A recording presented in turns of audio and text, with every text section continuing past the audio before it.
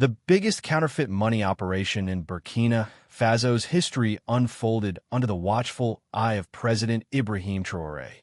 A staggering $6 billion in fake currency was seized from a sprawling villa in one of Ouagadougou's most exclusive neighborhoods.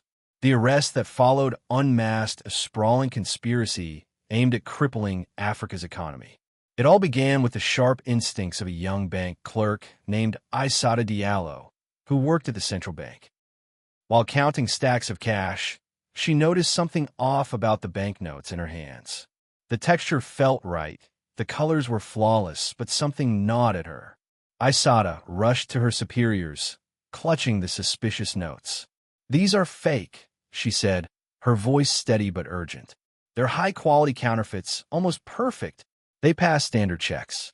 Only specialized machines can spot the difference." The bank manager, Michel Cohn, raised an eyebrow, skeptical. But after rigorous testing, Aissata's suspicions were confirmed. High-quality counterfeit dollars, nearly indistinguishable from the real thing, were flooding the market. Michel's face paled.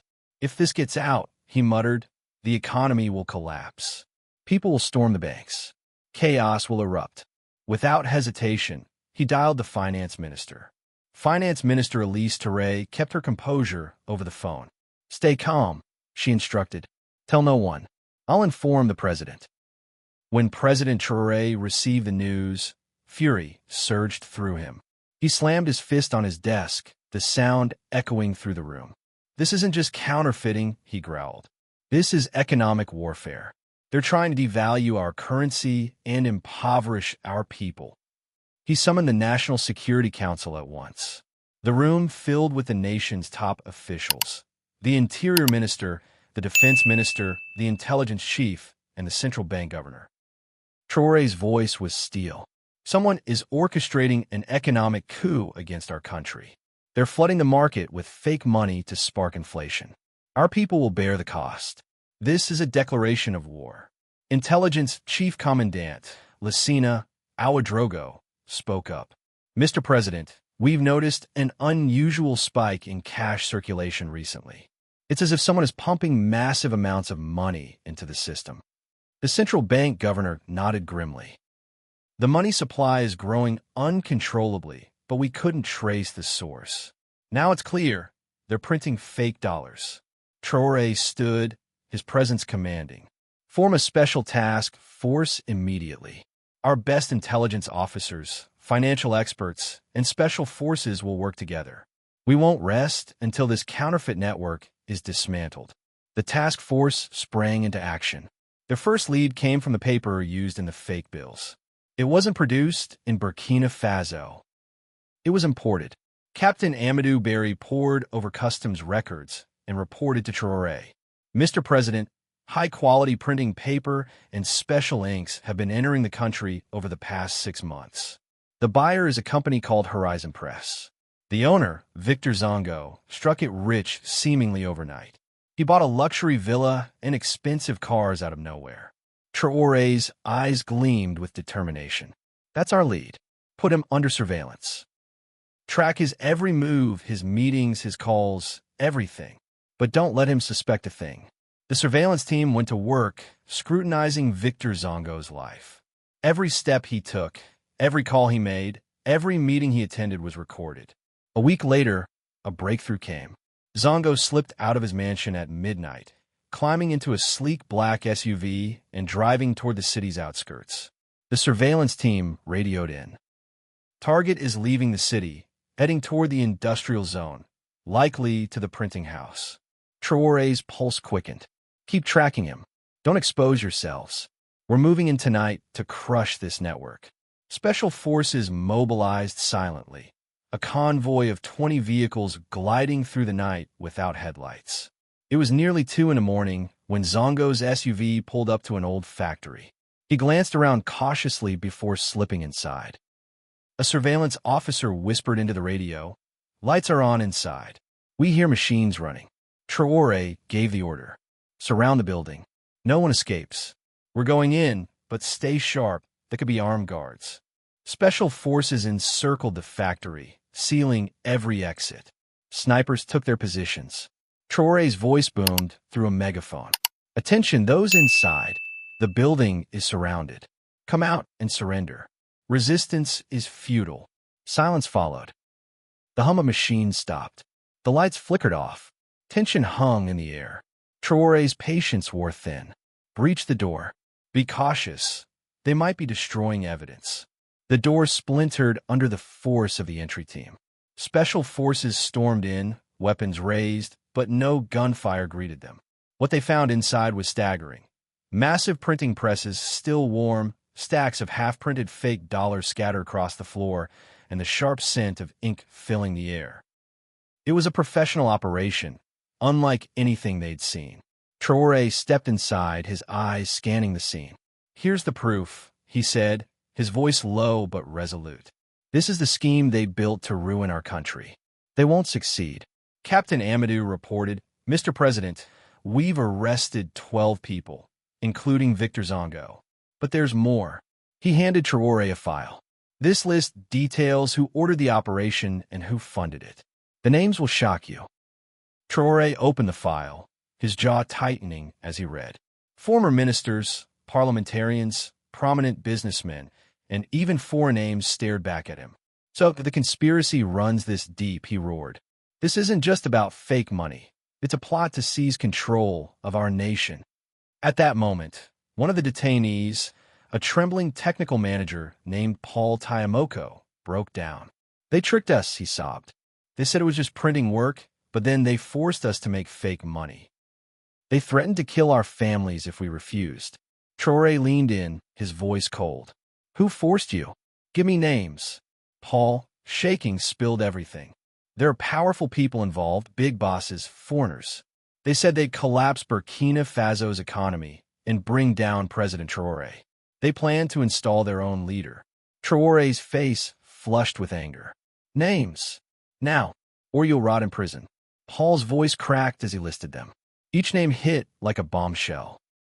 Well-known opposition leaders, wealthy tycoons, and shadowy foreign figures. Traoré cut him off. "Enough. I get it. Arrest them all. No one rests until every name on that list is in custody by morning." The operation exploded in scope. Police units fanned out across the city, raiding villas and offices, cracking open secret safes. By dawn, 50 suspects were in custody, including some of the country's most prominent figures. The nation would awaken to a shockwave. At sunrise, Traoré stood before a sea of journalists, stacks of seized fake dollars piled behind him. The image was striking, almost surreal. "My fellow citizens," he began, his voice steady but laced with righteous anger. "Tonight, we foiled the most treacherous conspiracy in our history. Someone tried to collapse our economy with fake money." He held up a counterfeit bill. "Look at this. Can you tell it's fake? They printed $6 billion worth, ready to flood our markets." The room buzzed with gasps. A journalist called out, "Mr. President, who could produce such high-quality fakes?" Traoré's gaze hardened. "People you know, people you trusted, and the powers behind them. But we've caught them all." He gestured to a screen displaying the list of names. The room fell silent, stunned. How could such figures be involved? "This isn't just about fake money," Traoré continued. "This was an economic coup. Their goal? Devalue our currency, ignite inflation, impoverish our people, and ultimately," he paused, letting the weight settle, "overthrow me and install a puppet government." A BBC reporter raised a hand. "Are there foreign connections behind this?" Traoré's fist hit the podium. "Of course. Who supplied the technology? Who funded it? Who orchestrated it? We'll expose everything soon." A French journalist pressed, "Those are grave accusations. Do you have proof?" Traoré's laugh was sharp, cutting. "Proof? The printing house is there. The fake money is there. The confessions are pouring in. Bank records, communications, everything is in our hands." As the press conference ended, the streets erupted. Crowds chanted, "Traoré is right. Down with the traitors." Anger and pride mingled in the air, a nation united against betrayal.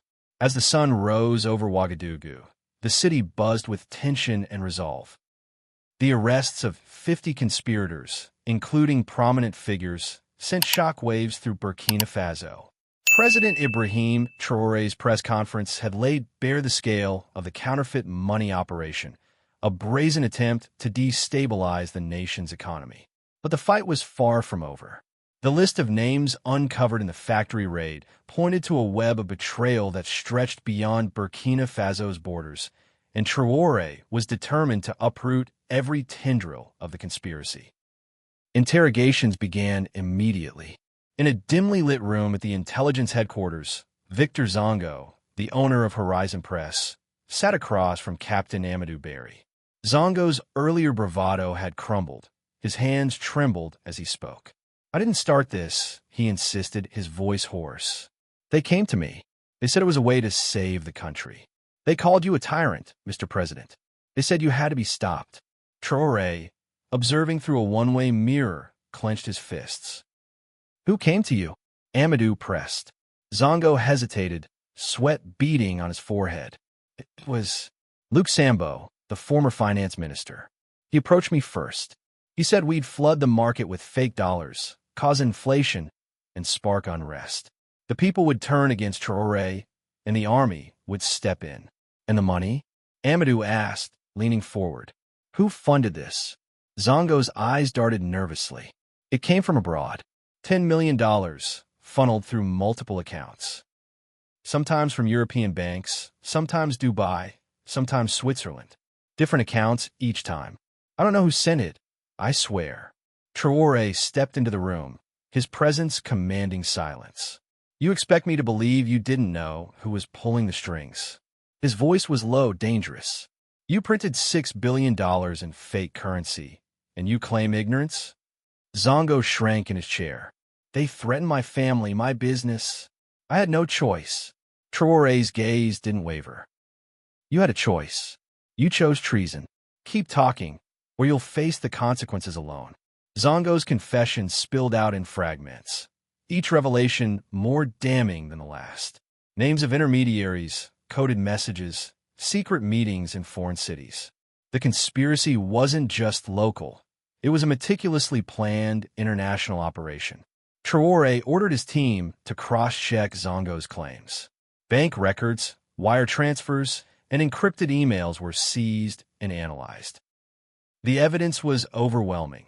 Millions of dollars had flowed from shadowy accounts, funding the purchase of high-grade printing presses and specialized inks. By midday, Traoré convened another press conference. The mood was electric, the air thick with anticipation. Behind him, stacks of fake dollars loomed like a monument to the thwarted plot. "My fellow citizens," he began, his voice resolute, "the truth is now clear. This conspiracy was orchestrated from outside our borders.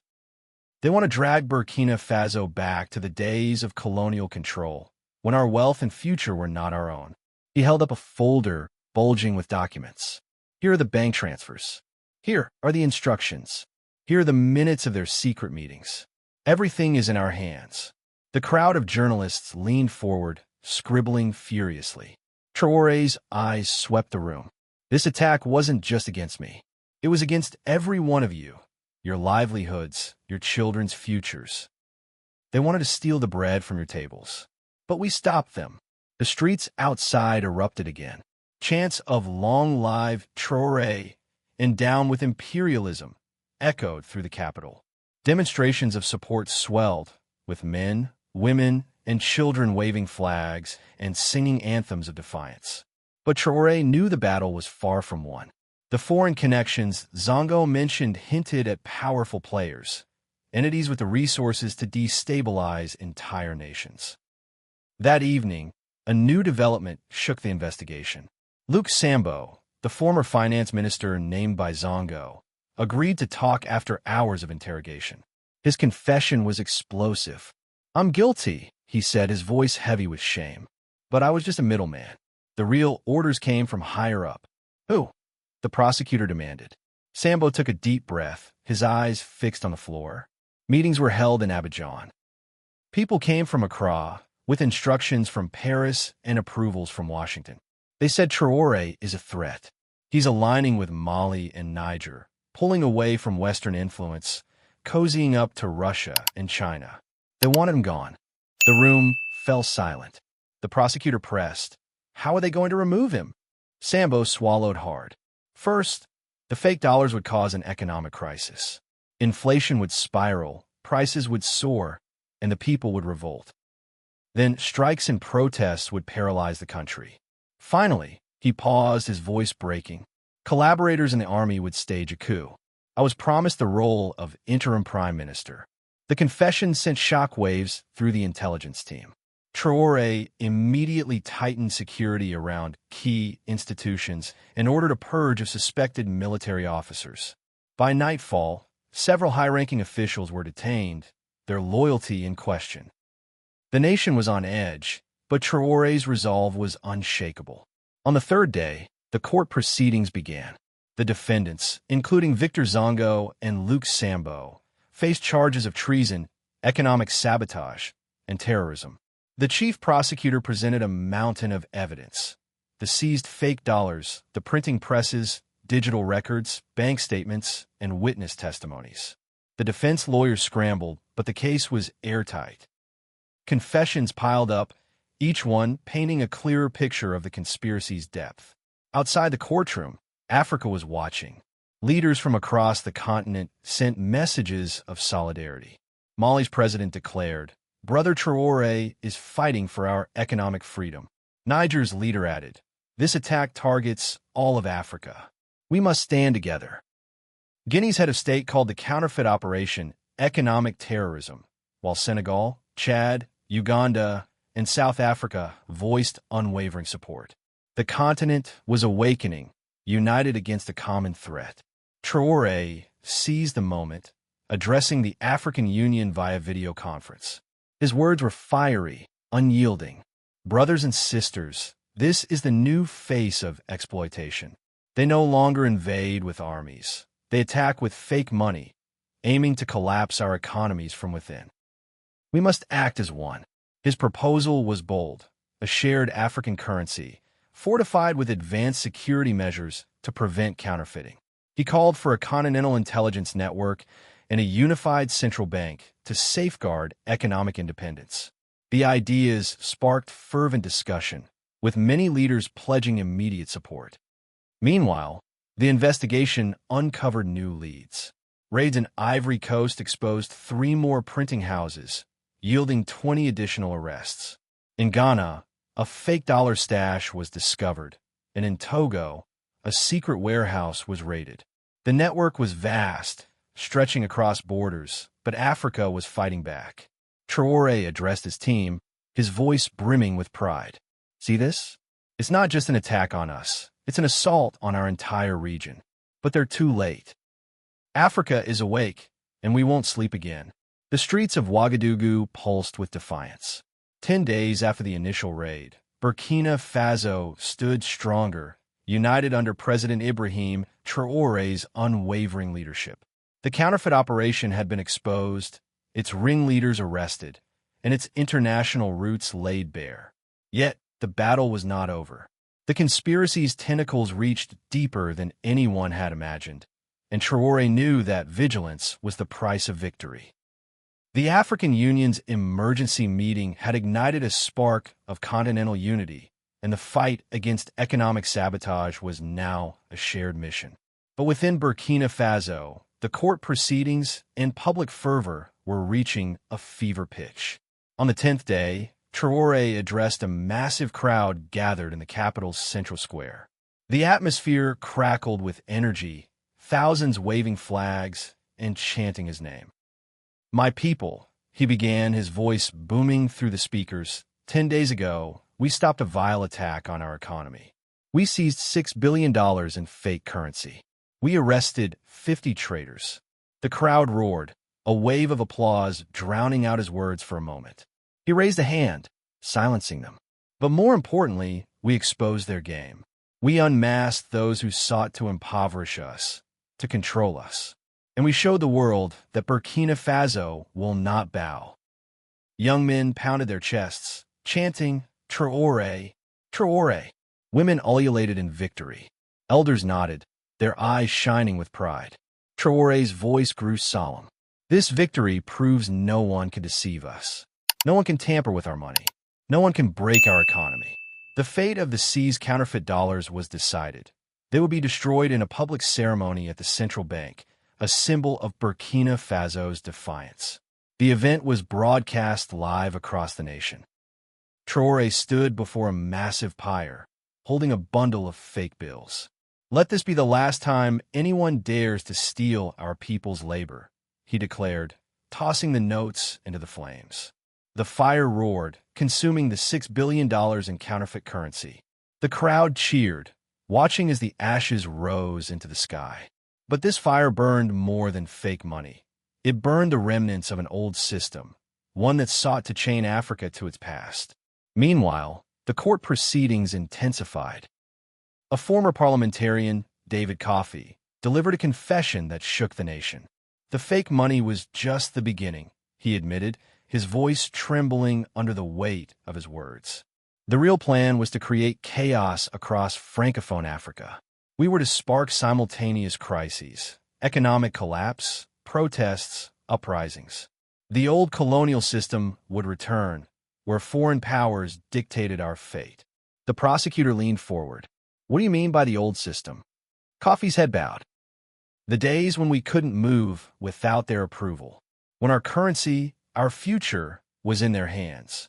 The confession dominated headlines across Africa. Newspapers screamed, "The colonial shadow returns." Protests erupted in cities from Dakar to Bamako, citizens decrying foreign interference. Traoré addressed the unrest, his voice calm but firm. "Your anger is righteous, but violence is not our way. We are civilized people. We will answer by working harder, producing more, growing stronger." By the 20th day, the first court rulings were handed down. The masterminds, Victor Zongo, Luke Sambo, and others, received life sentences for treason and economic sabotage. Lesser accomplices faced 20 to 30 years, their assets seized. The verdict sent a clear message: betrayal would not be tolerated. The world took notice, with African leaders hailing the trials as a triumph for justice. But Traoré's vision extended beyond punishment. The seized printing presses, once tools of destruction, were repurposed into a new security laboratory at the central bank. Young engineers, inspired by the crisis, worked tirelessly to develop cutting-edge anti-counterfeiting measures. Holograms, watermarks, microtext, and specialized inks, all would now be produced domestically. Traoré visited the lab, his face lighting up as he watched the team at work. "You are our future," he told them, his voice warm with pride. "You took the enemy's weapons and turned them into our shield. I am proud of you. Africa's brightest minds are here." This was the true victory, not just dismantling the conspiracy, but transforming its tools into a force for progress. The fake money presses now fueled innovation, and the traitors' defeat became a lesson in resilience. On the 15th day, the international fallout grew. Western media outlets spun conflicting narratives, some painting Traoré as a paranoid autocrat. But the evidence was undeniable: the fake dollars, the confessions, the bank records. The African Union's emergency meeting in Addis Ababa solidified a united front. Representatives from 54 nations gathered, their agenda singular: combating the counterfeit threat. Traoré's video address was electrifying.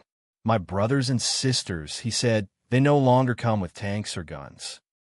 They come with fake money, aiming to destroy us from within. But we see them now." The hall erupted in applause. Kenya's leader revealed they had seized fake dollars. Tanzania reported counterfeit euros. Uganda warned of an organized assault on African economies. Traoré proposed solutions: shared security standards, unforgeable currencies, a continental intelligence network. The African Monetary Security Commission was born, with one of Traoré's trusted allies appointed as chair. The conspiracy's reach continued to unravel. Raids in Ivory Coast, Ghana, and Togo exposed more printing houses and depots. Each arrest revealed new layers of the network, but Africa was ready. Traoré's words to his team echoed. They thought they could divide us, but they were too late. Africa is awake and will not sleep again. By the 30th day, the nation celebrated a new dawn. The trials concluded, the counterfeit money was ash, and the central bank's new security measures were in place. Traoré addressed the nation one final time, his voice carrying the weight of a hard-won triumph. This fire didn't just burn fake money, he said. It burned the chains of exploitation. A new era begins now. We will protect our currency. We will steer our economy. We will shape our destiny. And no one, absolutely no one, can stop us. The crowd's roar was deafening, a chorus of hope and defiance.